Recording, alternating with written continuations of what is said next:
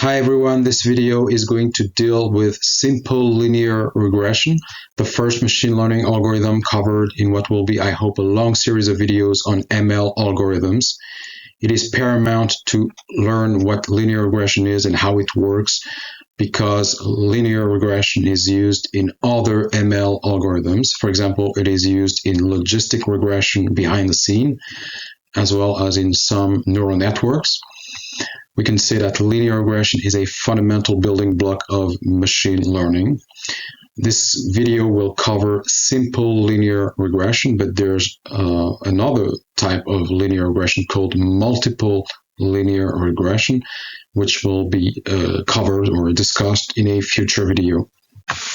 The prerequisites for this video are having some prior knowledge of what a variable is in the context of statistics, as well as understanding measures of central tendency and variability, such as mean, variance, and standard deviation. I made 2 videos on these topics on purpose, so check them out if needed. So let's get started. Simple linear regression involves 2 variables. It consists of using one independent variable, sometimes called explanatory variable, to explain or predict a dependent variable, also known as target variable. I personally prefer using the terms explanatory and target variable. Usually the relationship between these 2 variables is visualized or studied on a 2D plot, and we find the explanatory variable on the x-axis, the horizontal axis. In our example, the explanatory variable is mileage, expressed in thousands of miles. And our target variable is found on the vertical axis, on the y-axis.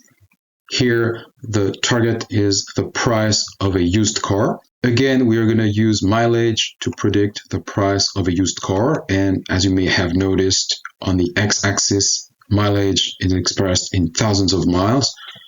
1 unit of change on the x-axis is 10,000 miles, because we go from 0 to 10,000, from 10,000 to 20,000, etc.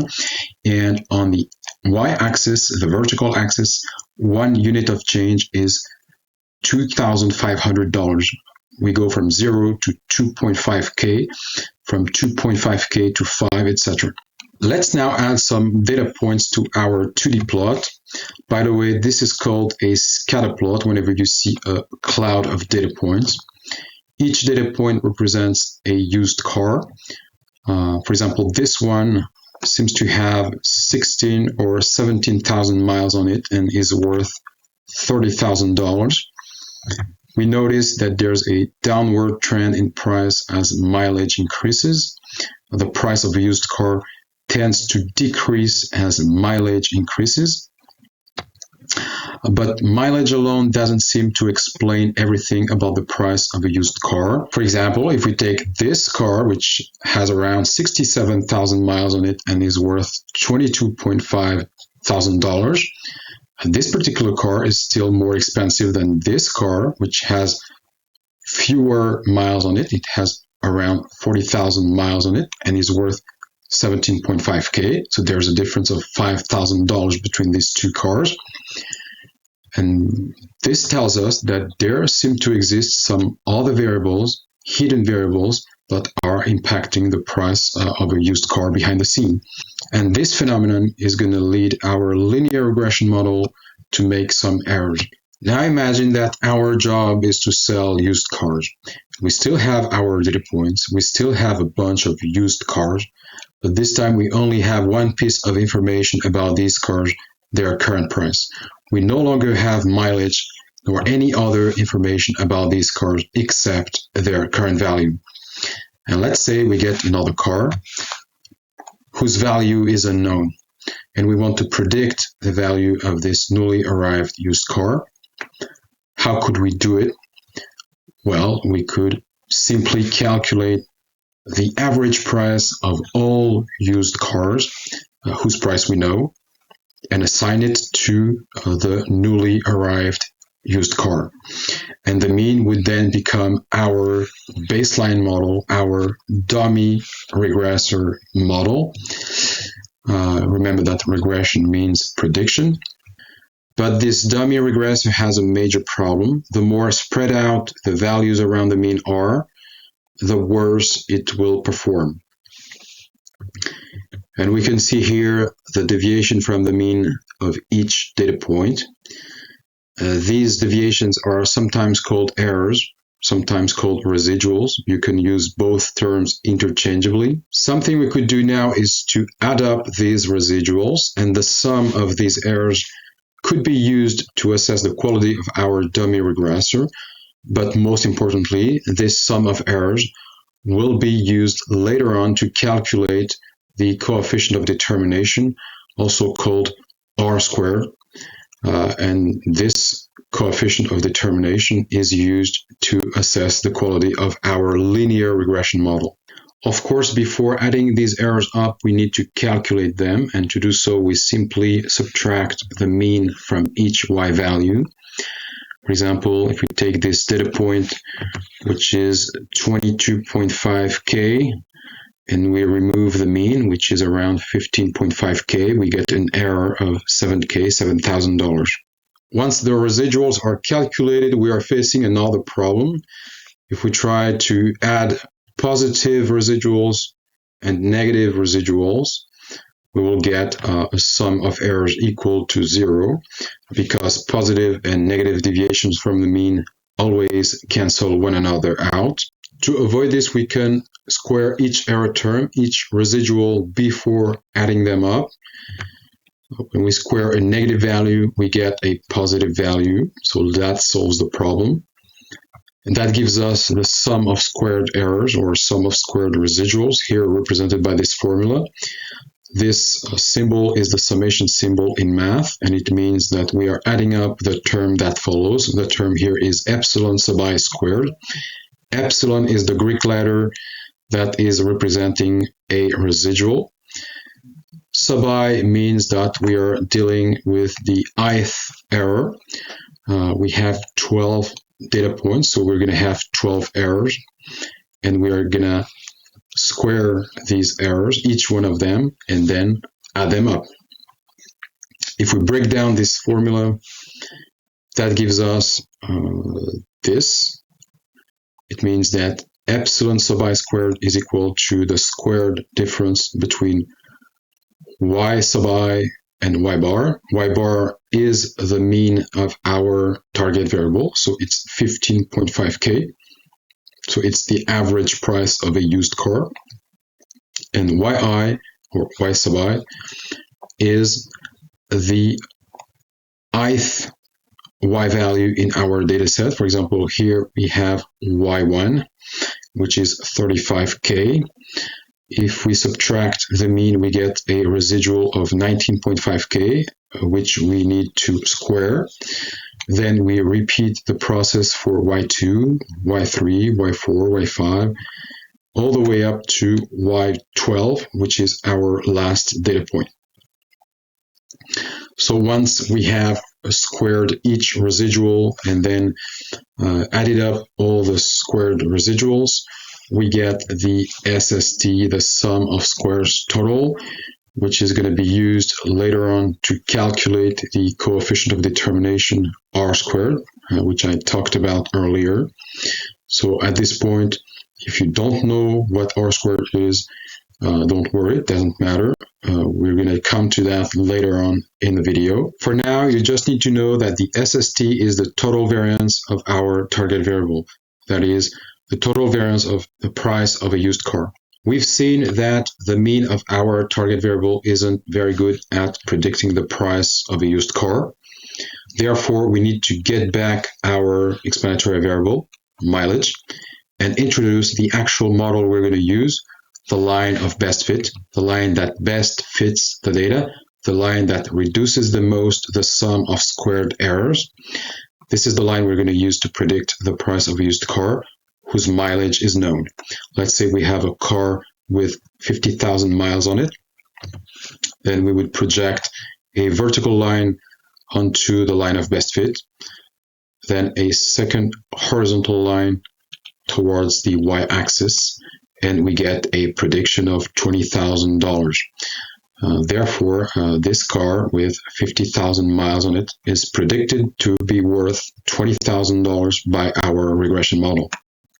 One characteristic of the line of best fit you should be aware of is that it always passes through the center of mass or center of gravity of the scatter plot.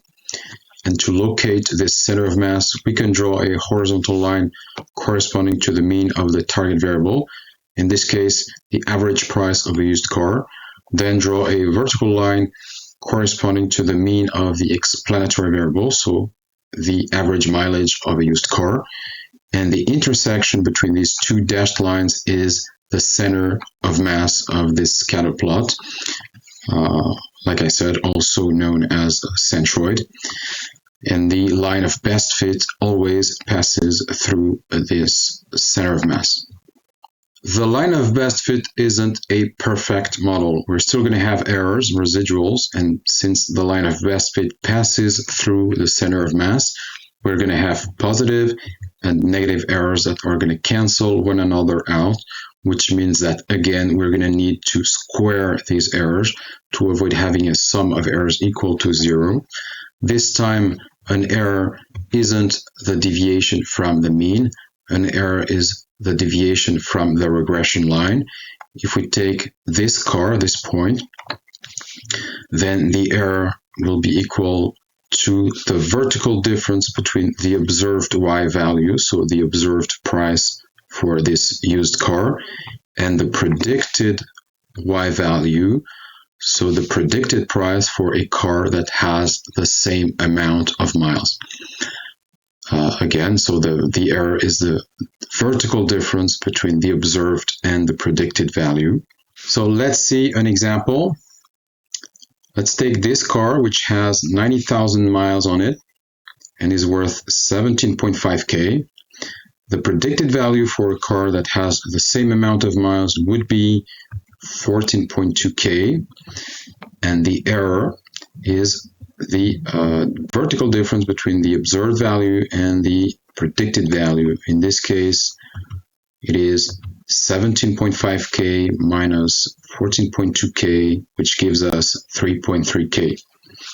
For each data point, we are going to calculate the error. We're going to square this error. Then we are going to add up all the squared errors, and that's going to give us the SSE, the sum of squared errors.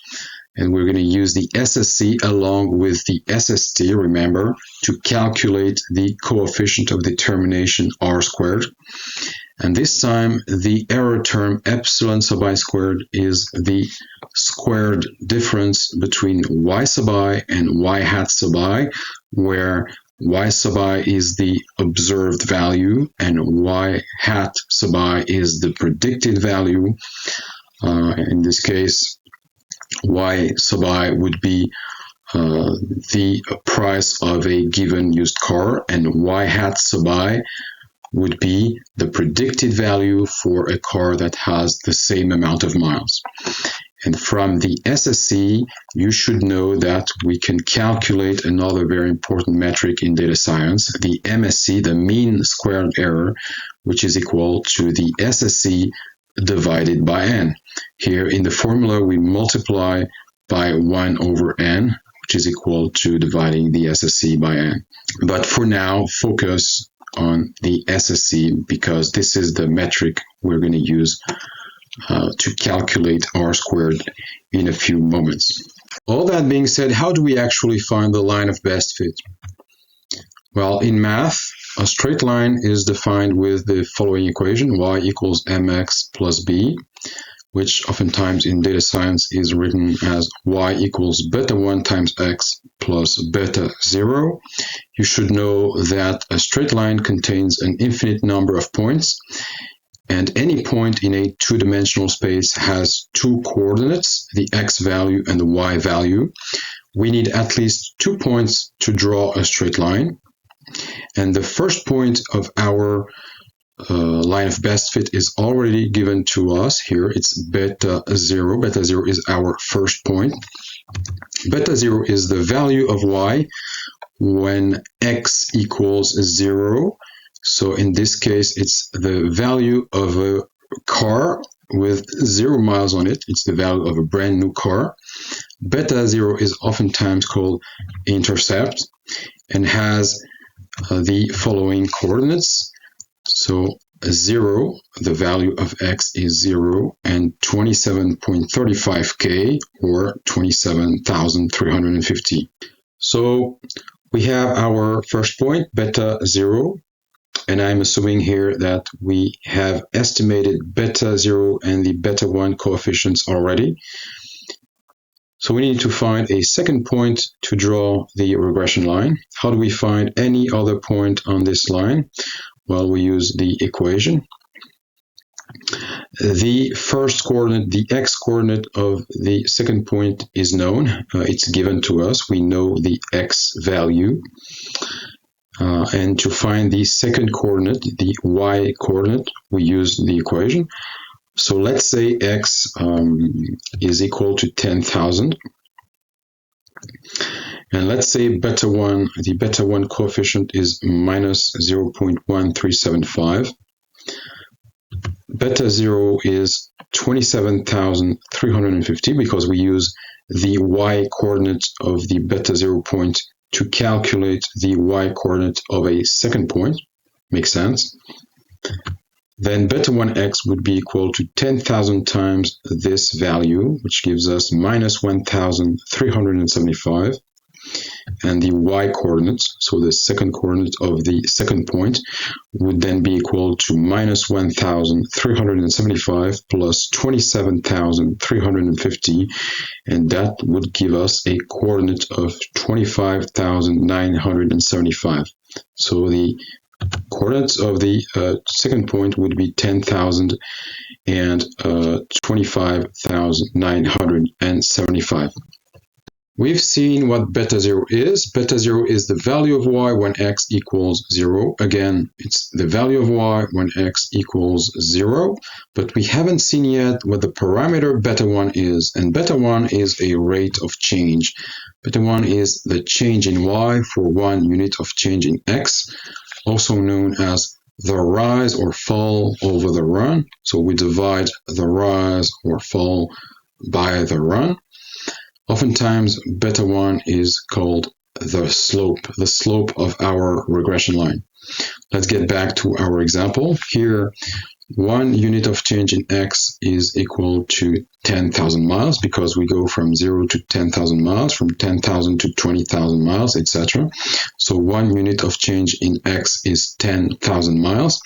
1 unit of change in y is $2,500, or 2.5k, if you will. And to calculate the slope of our regression line, we need to pick a point on this line, any point. Then from this point, we go 1 unit of change in x horizontally to the left, and that gives us the run. So we go to the left if the trend is downward, to the right if the trend is upward. In this case, the trend is downward. Then we measure the vertical difference from the tip of this horizontal vector all the way up to the regression line. And this vertical difference is the fall. Then we need to assess how much of 1 unit of change in y the fall represents. In this case, the fall represents around 55% of 1 unit of change in y. So it's around $1,375, which means that each time we add 10,000 miles on a car, its value is going to decrease by $1,375. We can now calculate our beta 1 parameter. We have the fall here divided by the run. So the fall is minus 1,375. The run is 10,000 miles because remember the run is 1 unit of change in x. And we get a value of negative 0.1375. And this value was used earlier in the previous slide. So far, we've pretended that the beta 1 and beta 0 parameters had been estimated. We pretended to know their values. But how do we actually compute these parameters? Well, there are two ways, two methods, the closed form formulas and gradient descent. Today, we're going to focus on the closed form method because that's what's usually associated with the OLS version of linear regression. And we will see how gradient descent works in a future video. We're going to see how the closed form works, but before anything, let's call our best beta1 parameter beta1 star and our best beta0 parameter beta0 star. We can also call these beta1 hat and beta0 hat. You'll see a hat over the beta letters. Beta1 star or beta1 hat, if you will, is equal to the covariance of x and y divided by the variance of x. If we examine the covariance of x and y formula, we have in the numerator the difference between x sub I and x bar multiplied by the difference between y sub I and y bar, where x sub I is the x coordinate of the ith data point, x bar is the mean of all x values, of all x coordinates, y sub I is the y coordinate of the ith data point, y bar is the mean of all y coordinates. So by multiplying these two differences, we get a product. Then we repeat this calculation for all data points. We have 12 data points, n equals 12 here. And we add up all these products. And this sum is then divided by n minus 1 because we are dealing with a sample. We're talking about a bunch of used cars, 12 used cars, not all used cars. And the variance of x is equal to the sum of the square differences between each x value and the mean of the x variable divided by n minus 1. We can rewrite these two formulas as follows. So instead of dividing the sum here in the numerator by n minus 1, we can multiply this sum by 1 over n minus 1 and we get the same result. We do the same for the variance of x. And we can say that our beta1 star parameter is equal to this formula, which can be simplified because these two terms cancel each other out. We can remove them. And we get this formula, which is oftentimes what you see when you look for the formula to calculate, to estimate the beta1 parameter in simple linear regression with the closed form. Now, what about the beta0 parameter? Well, beta0 star is equal to the mean of y minus beta1 star times the mean of the x variable. We need to calculate first the beta1 star coefficient in order to calculate beta0 star. Once we've estimated these two parameters, we get the following equations. The first equation is y hat sub I is equal to beta1 star times x sub I plus beta0 star. And there's no error term added to this equation because we're talking about a prediction that's located on the regression line for a given x value. And the second equation is y sub I equals beta1 times x sub I plus beta0 plus an error term epsilon sub I that is added to the equation because this time we're talking about an actual observed y value. And since there's most of the time a vertical difference between the observed y value and the predicted y value, we add this error term. So this first equation is how we calculate the predicted y value for a given x. And the second equation is what we use to calculate the actual observed y value for this same x value. So now let's use this equation, the first equation we've talked about, to predict the price of a used car. Remember that the y value in our example is the price of a used car. Let's say our beta0 star is 27,350. So this is the price of a car with 0 miles on it, so a brand new car, and beta 1 star is negative 0.1375. This is our coefficient, the slope of our regression line. Let's say we want to predict the price of a Honda HR-V that has 10,000 miles on it. We use the equation. So the predicted price y hat sub I is equal to beta 1 star times x sub I plus beta 0 star. And if we replace these with the actual values, we get y hat sub I is equal to minus 0.1375 times 10,000 plus 27,350, and that gives us minus 1,375 plus 27,350, which is equal to $25,975 for this Honda HR-V with 10,000 miles on it. This is how we use the equation to predict the price of a used car in simple linear regression. We have our model. In this example, our model is y hat sub I is equal to minus 0.1375 times x sub I plus 27,350. This is our simple linear regression model, and we can use it to make predictions, but we still need to assess its performance, its quality, using a metric called coefficient of determination, also known as R squared. So how do we calculate R squared? Well, we need two things, two metrics. The first one is the SST, which I talked about in the beginning of this video. The SST is the sum of the squared differences between each observed y value and the mean of the target variable, so the mean of y. We can say that the SST is the total amount of variance in our target variable. The second metric is the SSE, which I also explained earlier in the video. The SSE is the sum of the squared differences between each observed y value and its corresponding prediction on the regression line, so the predicted y value.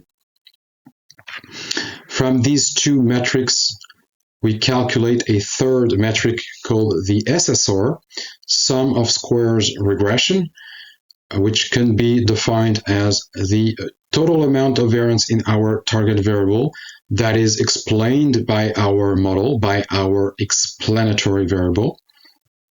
And the SSR is just the SST minus the SSE. So we subtract the errors made by our model from the total amount of variance in our target variable. And finally, R squared is just the SSR divided by the SST. So we divide the amount of variance explained by our model by the total amount of variance in our target variable. And that gives us the portion of variance in our target variable that is explained by our model, our linear regression model. You can see R squared as a proportion, the proportion of variance in the target variable that is explained by the model, by the explanatory variable.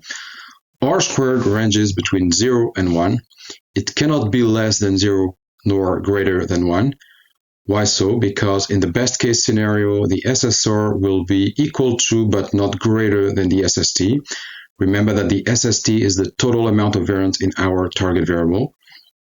If the SSR is equal to the SST, your model is perfect, and R squared will be equal to 1. A value close to 1 means that the model is very good, whereas a value of R squared close to 0 means that your model is useless. You cannot use it to make predictions. To finish this video, a few words on the assumptions of linear regression. There are certain assumptions that we need to check to make sure our model is reliable. Assumptions such as the linearity of the relationship between the explanatory variable and the target variable, homoscedasticity of the residuals, normality of the residuals, independence of the residuals, and so on. These will be covered in a separate video so that this one isn't too long. So stay tuned. If this video was of any help, then subscribe, like, share, comment. As always, thanks for watching and see you next time.